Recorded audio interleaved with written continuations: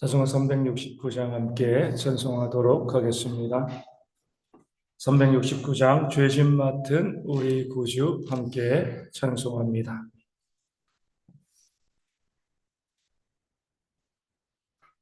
찬송가 369장 죄짐 맡은 우리 구주 함께 찬송하도록 하겠습니다.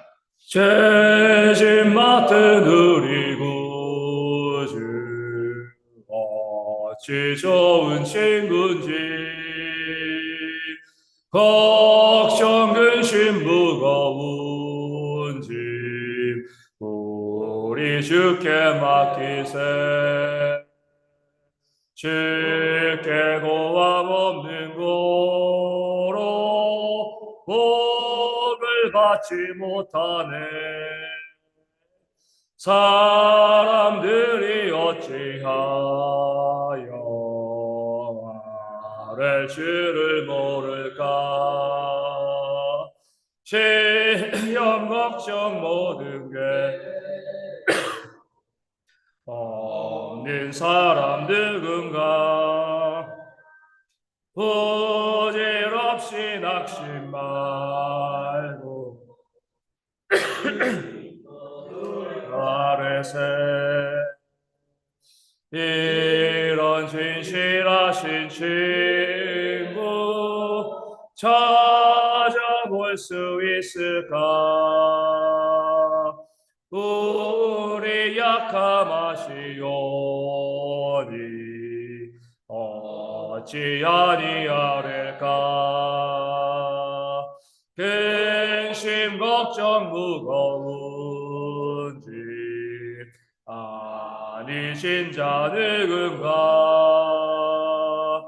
피난처는 우리 예수 주께 기도드리세. 세상 친구 멸시하고 너를 조롱하여도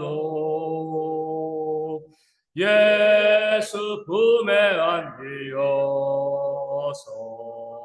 참된 위로 받겠네.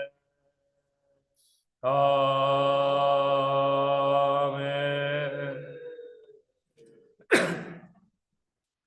사도신경으로 우리의 신앙을 함께 고백하겠습니다. 나는 전능하신 아버지 하나님 천지의 창조주를 믿습니다. 나는 그의 유일하신 아들 우리 주 예수 그리스도를 믿습니다. 그는 성령으로 잉태되어 동정녀 마리아에게서 나시고 본디오 빌라도에게 고난을 받아 십자가에 못 박혀 죽으시고 장사된 지 사흘 만에 죽은 자 가운데서 다시 살아나셨으며 하늘에 오르시어 전능하신 아버지 하나님 우편에 앉아 계시다가 거기로부터 살아있는 자와 죽은 자를 심판하러 오십니다. 나는 성령을 믿으며 거룩한 공교회와 성도의 교제와 죄를 용서받는 것과 몸의 부활과 영생을 믿습니다. 아멘. 예레미야 33장 1절에서 13절까지의 말씀을 보겠습니다. 예레미야 33장 1절에서 13절까지의 말씀. 저 말씀을 읽어드리겠습니다. 예레미야가 아직 시위대의 뜰에 갇혀 있을 때에 여호와의 말씀이 그에게 두 번째로 임하니라. 이르시되 이를 행하시는 여호와 그것을 만들며 성취하시는 여호와 그의 이름을 여호와라 하는 이가 이와 같이 이르시도다. 너는 내게 부르짖으라. 내가 내게 응답하겠고 내가 알지 못하는 크고 은밀한 일을 내게 보이리라. 이스라엘의 하나님 여호와께서 말씀하시니라. 무리가 이 성읍의 가옥과 유다 왕궁을 헐어서 갈대인의 참호와 칼을 대항하여 싸우려 하였으나 내가 나의 노여움과 분함으로 그들을 죽이고 그들의 시체로 이 성을 채우게 하였나니 이는 그들의 모든 악행으로 말미암아 나의 얼굴을 가리어 이 성을 돌아보지 아니하였음이라. 그러나 보라, 내가 이 성읍을 치료하며 고쳐 낫게 하고 평안과 진실이 풍성함을 그들에게 나타낼 것이며 내가 유다의 포로와 이스라엘의 포로를 돌아오게 하여 그들을 처음과 같이 세울 것이며 내가 그들을 내게 범한 그 모든 죄악에서 정하게 하며 그들이 내게 범하며 행한 모든 죄악을 사할 것이라. 이 성읍이 세계 열방 앞에서 나의 기쁜 이름이 될 것이며 찬송과 영광이 될 것이요 그들은 내가 이 백성에게 베푼 모든 복을 들을 것이요 내가 이 성읍에 베푼 모든 복과 모든 평안으로 말미암아 두려워하며 떨리라. 여호와께서 이와 같이 말씀하시니라. 너희가 가리켜 말하기를 황폐하여 사람도 없고 짐승도 없다 하던 여기 곧 황폐하여 사람도 없고 주민도 없고 짐승도 없던 유다 성읍들과 예루살렘 거리에서 즐거워하는 소리, 기뻐하는 소리, 신랑의 소리, 신부의 소리와 및 만군의 여호와께 감사하라. 여호와는 선하시니 그 인자하심이 영원하다 하는 소리와 여호와의 성전에 감사제를 드리는 자들의 소리가 다시 들리리니 이는 내가 이 땅에 포로를 돌려보내어 지난 날처럼 되게 할 것임이라. 여호와의 말씀이니라. 만군의 여호와께서 이와 같이 말씀하시니라. 황폐하여 사람도 없고 짐승도 없던 이곳과 그 모든 성읍에 다시 목자가 살 곳이 있으리니 그의 양떼를 눕게 할 것이라. 산지 성읍들과 평지 성읍들과 네겝의 성읍들과 베냐민 땅과 예루살렘 사면과 유다 성읍들에서 양떼가 다시 계수하는 자의 손 아래로 지나리라. 여호와께서 말씀하시니라. 아멘. 오늘 말씀에는 우리가 생각하는 것 이상으로 더 크게 응답하시고 역사하시는 그런 하나님을 우리 가운데 소개하고 있습니다. 2절에 이렇게 말씀하고 있죠. 일을 행하시는 여호와, 그것을 만들며 성취하시는 여호와, 그의 이름을 여호와라 하는 이렇게 말씀하고 있습니다. 그의 이름을 여호와라. 여호와가 무슨 뜻이죠? 나는 스스로 있는 자이다. 그러니까 전능자라는 그런 의미를 가지고 있습니다. 그 여호와께서는요, 일을 행하시는 가만히 계신 분이 아니라 역사를 만드시는 그런 여호와이시고요. 그것을 만들며 성취하시는 뜻대로 이루시는 그런 여호와이다. 이 사실을 먼저 고백하고 있습니다. 이 사실에 대한 믿음이 우리 가운데 있어야죠. 하나님이 어떤 분인가? 여호와 하나님이시다. 일을 행하시고 만들며 성취하시는 전능하신 하나님이시다. 이 사실을 우리가 알게 되어질 때 3절의 말씀이 오는 거죠. 뭐예요? 너는 내게 부르짖으라. 하나님께 기도하라는 거죠. 하나님께서 전능하신 분이시기 때문에 능력이 있으신 분이시기 때문에 우리가 그 하나님께 기도하는 겁니다. 우리가 누군가에게 무엇인가 도움을 요청할 때 도움을 줄 수 있는 사람에게 요청하는 거잖아요. 내가 돈이 필요한데 갓난아기에게 돈을 달라고 할 수는 없습니다. 돈이 없으니까요. 그렇죠? 무엇인가 힘이 있고 능력이 있는 사람에게 사람들은 다가가서 의지하고 요청하게 되어집니다. 그렇기 때문에 하나님께서는 내가 여호와이다. 일을 행하고 만들어 성취하는 전능자이다. 이 사실을 먼저 우리 가운데 알려주시고 내게 부르짖으라. 우리가 의지하고요. 우리가 기도하고 우리가 바라봐야 될 유일한 대상이 오직 하나님이시다. 이 사실을 먼저 우리 가운데 알려주고요. 뭐라고요? 부르짖으라는 겁니다. 정말 하나님께서 전능자라는 사실을 알고 있다라고 하면 그 하나님이 여호와이다. 그 사실을 알고 있으면은요, 우리가 하나님께 부르짖는 기도를 해야 한다는 겁니다. 간절히 기도해야 한다는 거죠. 다른 길이 보이지 아니하고요. 다른 도움이 보이지 아니하고 아무도 나를 도와줄 수 없는 그런 상황이라고 하면 전능자 하나님을 바라보고 그 하나님께 부르짖는 것이 당연하지 않겠습니까? 하나님께 기도하지 않는다는 것, 하나님께 부르짖지 않는다는 것은요, 우리가 하나님이 누구이신지를 먼저 모른다는 거예요. 그 하나님의 권능과 전능을 우리가 인정하지 않는다는 거죠. 정말 하나님이 그런 분이시다, 전능하시다, 이 사실을 알면 우리는 하나님께, 오직 하나님에게만 매달리며 간절히 부르짖는 기도를 할 수밖에 없습니다. 하나님께서는요, 우리의 기도가 아무리 바른 기도를 할지라도 간절히 기도할 때 그 기도를 들어 주십니다.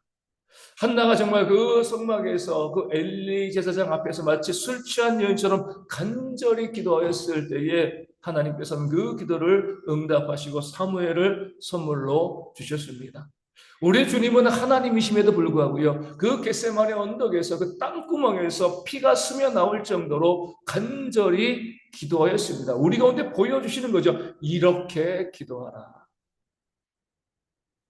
내 간절함을 보시고 그 부르짖는 기도를 들으시고 하나님께서 우리 가운데 역사하실 줄로 믿습니다. 그런 기도가 우리 가운데 회복되어야 됩니다.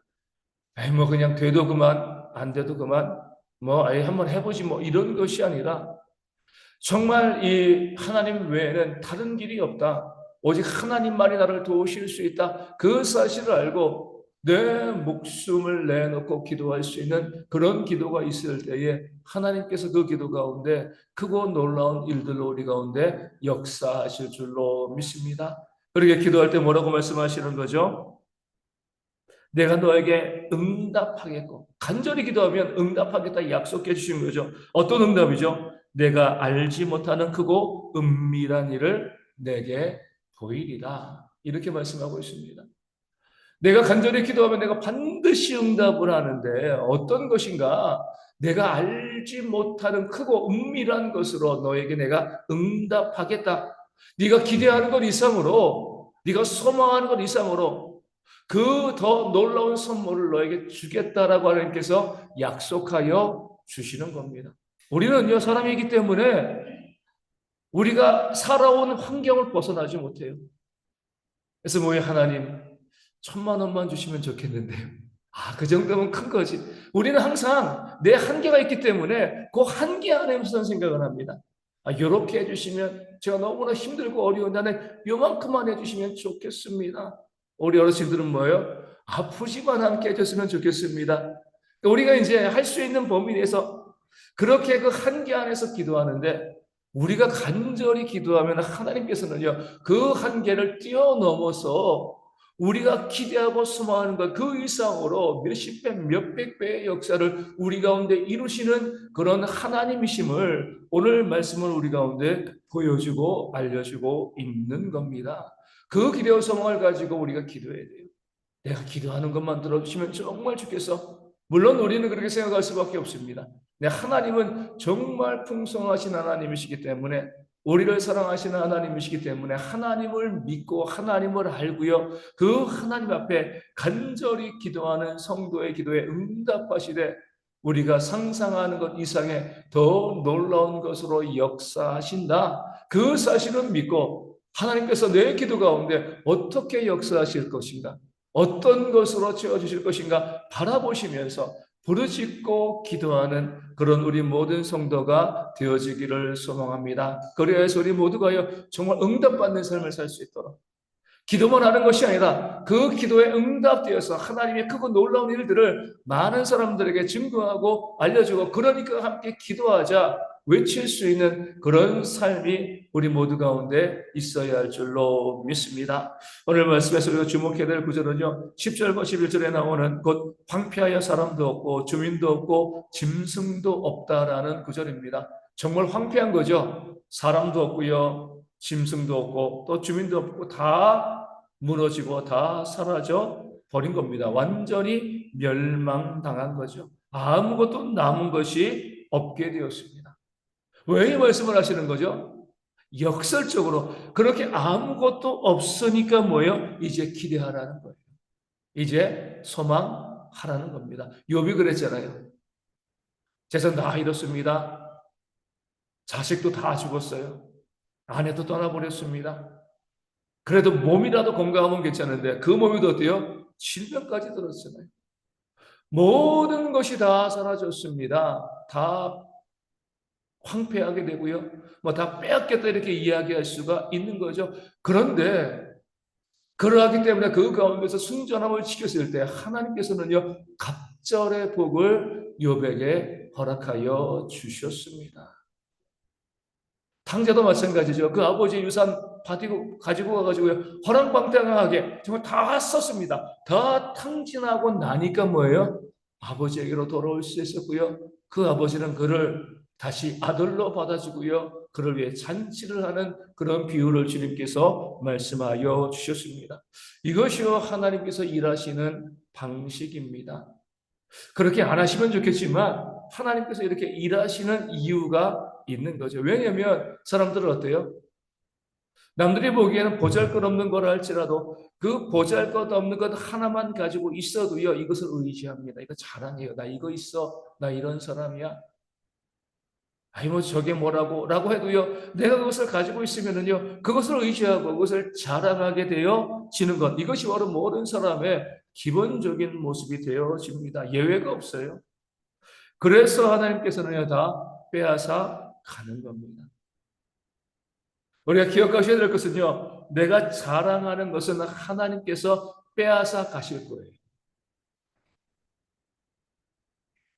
그 자랑하는 것을 가지고 있으면 하나님을 의지하지 않고 교만하게 되어지니까 하나님께서 그것을 원하실 리가 없는 거죠. 우리가 야곱의 인생을 잘 봐야 됩니다. 야곱이 가장 사랑하고 자랑했던 그 첫 번째 대상은 그의 어머니인 리브가였죠. 그 리브가가 야곱을 얼마나 사랑했습니까? 가장 먼저 야곱의 인생에서 리브가가 사라져 버립니다. 하란으로 가고 잠시 후에 다시 만나자라고 이야기했는데 다시는 그 사랑하는 어머니의 얼굴을 못 보는 거죠. 그 하란에서 어머니 못 보고 난 다음에 그 야곱의 사랑이 누구에게 갔어요? 네 아내 중에 라헬에게로 갔습니다. 라헬을 가장 사랑했죠. 네, 가장 먼저 그 네 아내 중에 누가 죽어요? 라헬이 죽죠. 그 야곱이 그 적막함, 그 외로움을 이기며 의지하고 살아가고 자랑했던 대상인 라헬을 하나님께서는 가장 먼저 또 데리고 가십니다. 라헬이 죽으니까 그 사랑과 자랑의 대상이 누구에게로 가요? 라헬이 낳은 장자 요셉에게로 가는 거잖아요. 그 요셉에게는 채색 옷 입혔습니다. 티나게 편애했어요. 그러했을 때 하나님께서 그 야곱에게 누구를 또 빼앗아간 거예요? 12형제 중에서 가장 먼저 요셉을 빼앗아갑니다. 물론 애굽에 가 있었지만 그 자식들의 거짓말로 인하여서 그 요셉이 죽은 거로 생각을 한 거잖아요. 그리고 그 야곱에게 남은 그 사랑과 자랑의 대상이 누구예요? 라헬의 둘째 아들 요셉의 동생인 베냐민이잖아요. 그 땅 가운데도 흉년과 기근이 들어가지고요. 양식을 사기 위해서 어쩔 수 없이 그 베냐민을 애굽으로 보낼 때 야곱이 무엇이라고 이야기합니까? 내 아들을 잃게 되면 잃을 것이라 다 포기해 버리는 거죠. 야곱을 통해서 하나님께서 우리 가운데 보여주시는 메시지는 분명합니다. 네가 사랑하는 것, 네가 의지하는 것, 네가 자랑하는 것, 내가 다 빼앗아 간다는 거예요. 그것을 의지하는 것이요 우상숭배이고 교만이 되어지기 때문에 그렇습니다. 그거 내가 다 빼앗아 가겠다. 네가 자랑하는 것 다 없게 만들겠다. 네, 그렇게 다 빼앗아고 황폐하게 하시는 이유는 뭐죠? 그렇게 해서 하나님 의지하게 만드시고요. 그리고 나서 다시금 회복시키고자 하는 하나님의 뜻과 계획과 사랑이 있기 때문에 그렇습니다. 그냥 황폐하게 해두고 그냥 진멸시키고요. 그냥 사라져버리게 만드시는 것이 아니라 욥처럼 그 모든 것을 다 잃게 하시지만 그 안에서도 하나님 믿고 의지할 때에 오직 하나님만이, 내가 갖고 자랑했던 모든 것들은 내 소유가 아니고 내 자랑이 될 것이 아니고 오직 하나님만이 나의 반석이시고 나의 산성이시고 나의 의지이십니다. 이 고백을 하게 만드시고 난 다음에 그 다음에 다시 회복해 하시는 그런 역사를 위해서 하나님은 어쩔 수 없이 먼저 모든 것을 빼앗아 가시고 황폐케 하시는 그런 하나님이심을 오늘 말씀을 우리 가운데 보여주고 있습니다. 우리는요 자랑하시면 안 돼요. 그것이 무엇이건 자랑하시면 안 되죠. 자랑하지 않기 위한 가장 좋은 방법은 뭐예요? 가지고 있지 아니한 겁니다. 원래는 그거예요. 비워내고 난 다음에 채우시는 겁니다. 내가 가지고 있는 것, 소유하고 있는 것 비워내고 난 다음에 하나님께서 내게 채우시는 거예요. 근데 비워낼 때 하나님께서 황폐하게 만드시는, 하나님께서 빼앗아 가시면서 비워내면 아픔이 있는 거잖아요. 그렇게 해서 하나님 의지하고 다시 채워주시지만 어찌되었건 그 황폐하게 되는 과정에는 아픔이 발생할 수밖에 없습니다. 지혜로운 자는 뭐죠? 하나님께서 그것을 거두어 가시기 이전에 내가 자발적으로 비워내는 겁니다. 그 자랑할 만한 것들, 그 좋은 것들을요, 하나님의 선한 일들을 위해서 또 내 주변의 어려운 이웃들을 위해서 기꺼이 그것을 그들에게 나누고요, 그들을 세워가는 그런 삶을 살아가는 겁니다. 어차피 우리가 믿는 성도라고 하면 내가 그것을 가지고 자랑할 수밖에 없는 것이라고 하면 어차피 빼앗길 수밖에 없습니다. 다윗은 어떻게 했어요? 그 많은 것을 가지고 있었지만 나중에 성전을 지을 때 그 모든 것을 성전에 다 헌납합니다. 헌금하게 되어지는 거죠. 이 원리를 알고 있는 거죠. 내가 가지고 있으면 어차피 빼앗기는 거예요. 하나님께 드리면 하나님께서 그것을 내 자손들에게 더욱더 풍성한 것으로 주시겠다, 그 믿음이 있으니까 그에게 있는 것을 아낌없이 자원하여 하나님의 성전을 짓는데 헌신한 그런 다윗의 모습이 성경 가운데 있게 되어집니다. 오늘 우리도 마찬가지예요. 많건 적건 많아서 우리가 나누고 헌신하는 게 아니죠. 많건 적건 내가 의지할 만한 대상, 의지할 것이 있다라고 하면 그것에 대해서 우리가요, 내가 그것을 의지하고 자랑하다가 빼앗기는 것이 아니라 기꺼이 그 의지할 만한 것들을 하나님의 선한 일에 사용하시는 것을 통하여서 내가 피워내고 더욱더 풍성한 것으로 채우시는 그런 하나님의 아름다운 역사를 경험하는 우리 모두가 되어지기를 소망합니다. 그럴 때 하나님께서 우리 모든 삶에 대해서 우리 모든 성도에게 더 아름다운 것으로 역사하시는 그런 일들을 우리 모두가 경험하게 되어질 줄로 믿습니다. 말씀을 가지고 기도하기 원합니다. 간절히 기도할 수 있도록, 하나님만 의지하고 기도할 수 있도록 함께 기도하여 주시고, 우리 대형교회가 이렇게 기도에 힘쓰는 교회가 되어질 수 있도록 기도하여 주시고요. 또 우리가 가지고 있는 것, 자랑하는 것 없도록, 그 어떤 것도 자랑하면 결국 빼앗긴다는 그 사실을 기억하고요. 그 어떤 것도 자랑하지 아니하고 내게 주신 것들이 있다라고 하면 선한 일들을 위해서, 또 가난하고 소외받은 사람들을 위해서 기꺼이 쓰고 사용하는 그런 지혜가 우리 모두 가운데 있을 수 있도록, 그것을 통해서 더욱더 풍성한 것을 받아 누리는 우리 삶이 되어질 수 있도록 이 아침에 함께 기도하도록 하겠습니다. 육신의 질병에 있는 분들 회복되어질 수 있도록, 삶의 문제, 경제적인 어려움이 있는 분들도 하나님의 채우심과 회복의 역사를 경험할 수 있도록 기도해 주시고요. 우리 교회와 선교지 교회, 그리고 작은 교회들의 부흥을 위해서도 기도해 주시고, 주일에 있을 선교 바자 외에도 은혜 가운데 잘 진행되어질 수 있도록 함께 기도하도록 하겠습니다. 기도문 하시겠습니다. 하늘에 계신 우리 아버지, 아버지의 이름을 거룩하게 하시며 아버지의 나라가 오게 하시며 아버지의 뜻이 하늘에서와 같이 땅에서도 이루어지게 하소서.